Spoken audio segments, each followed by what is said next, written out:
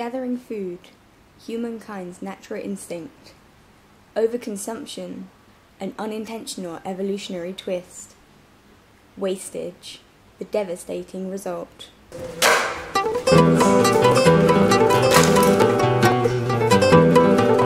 Over half of the entire food supply is wasted between farm and fork. A further 20% is discarded by families used to buying excess. That's 3.8 tonnes of food wasted every year in Australia alone. Brisbane Food Not Bombs is part of an international movement dealing directly with the global poverty and overconsumption crisis.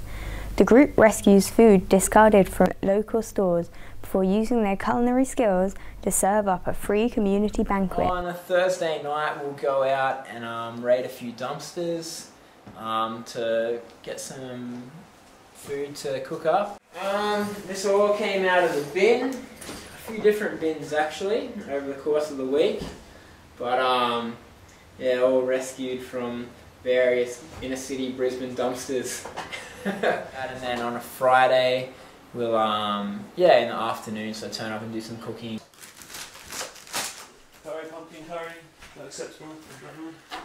Yeah, I got potatoes. We pick up some bread from a store near here and yeah, just cook it up and do that for a few hours and then serve it up, and usually stay a couple of hours out on one of the main streets here and serve to whoever comes along. It is sometimes busier than others. We've definitely run out of food a few times. Really? Sorry? No. Oh yeah, you're going to shoot some.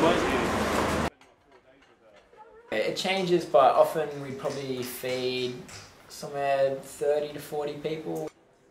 A lot of people come and volunteer, and there'd be a lot of reasons that it would appeal to them, the community aspect of it, and I guess doing something good like feeding people and getting to meet people in the street, and I guess the ethics of stopping food wastage. Yeah, I really like it because the food's always great, and meeting other people's always good to do, and I always look forward to it every week.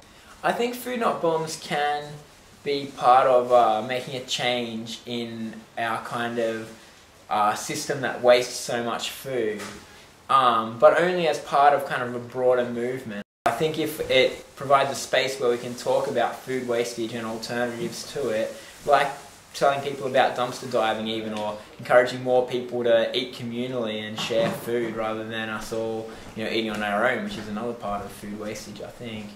All those kind of things that it could do would make it be part of like a movement that can make a difference in the way that we waste food.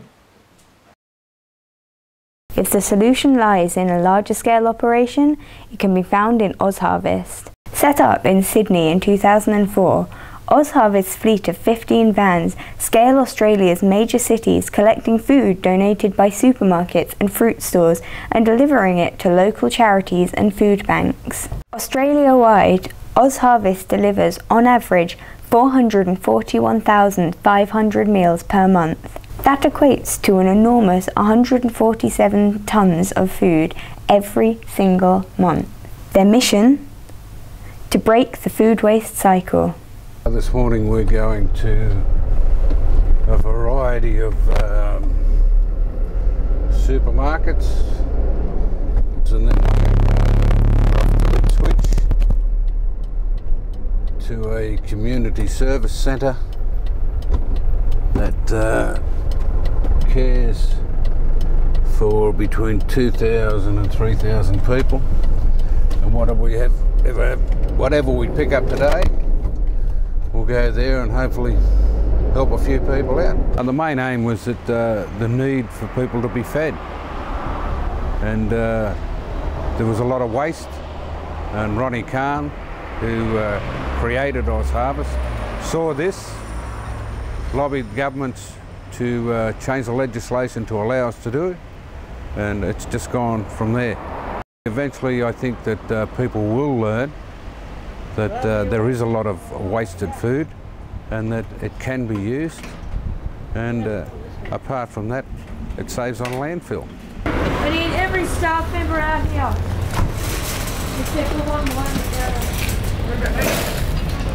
I think the community in general should work harder towards this waste of food. I think that these supermarkets are now very good to us, you know, but there can always be improvements. Just to be aware of what is happening around them with people in need and what is wasted.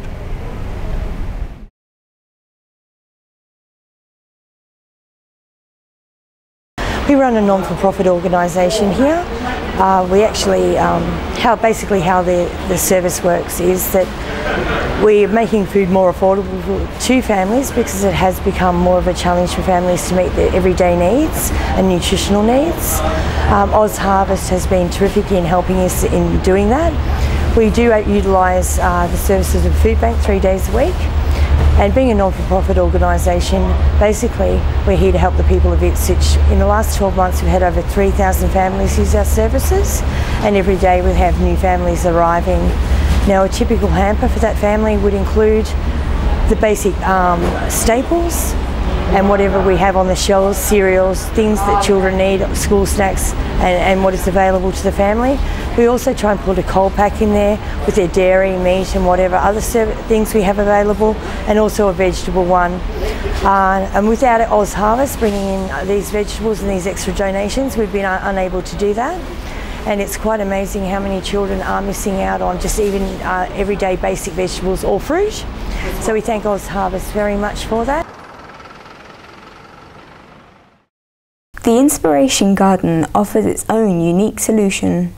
When Nancy and Andrew Kent opened their suburban Brisbane garden to the community, it was with one mission: to promote sustainable living by educating the public about permaculture. Holding regular workshops and growing classes, the Inspiration Garden gives everyone the opportunity to produce for their own needs, whether they own a garden or not. We made a decision to use this block of land to create a garden. The garden being mainly to educate other people in how to grow their own food at home. And it's killing trees. Phosphorus is trying to balance the phosphorus off in the soil. A project like this benefits the wider community because people learn things. The idea is to try and inspire other people to have this sort of garden in their own backyard. We're here to share the knowledge. My father was diagnosed with cancer when I was a teenager, and I started looking into ways of living a healthy life then and growing food, but it wasn't as easy as I thought it was going to be. Every time I planted a seed in the ground or planted a seedling, it would die because I didn't know anything about the soil. It wasn't until we started this project that I really started learning about soil and learning what it was to actually grow food. Nasturtiums are a wonderful companion, but also they're just amazing for eating. We put them on salads, and also the chooks love the nasturtium flowers too. We started noticing that when we shopped, we were shopping less. We were buying less food because we were using the food from the garden more. And that was really fulfilling when we realised that that was actually decreasing our environmental footprint as well as giving us nutrition and food that wasn't grown with harsh chemicals. So these forget-me-nots attract the bees into the garden, and that's very good because there's been a dilemma with the bee population lately. It's getting worse and worse for the bees because of the sprays that I've used in the domestic gardens. We're really part of a wider community of people. There's a lot of people in our area working on their own gardens, and the idea is that we build community together and build our resilience so that we're all stronger together. We all work together towards helping people learn about sustainable gardens. We're going to have an event soon called a progressive garden visit. So that should be a lot of fun, showing the vision that we have as a community together. Right where I'm pointing, there's a bee. Can you see it? They're really yummy. Mm. Mm.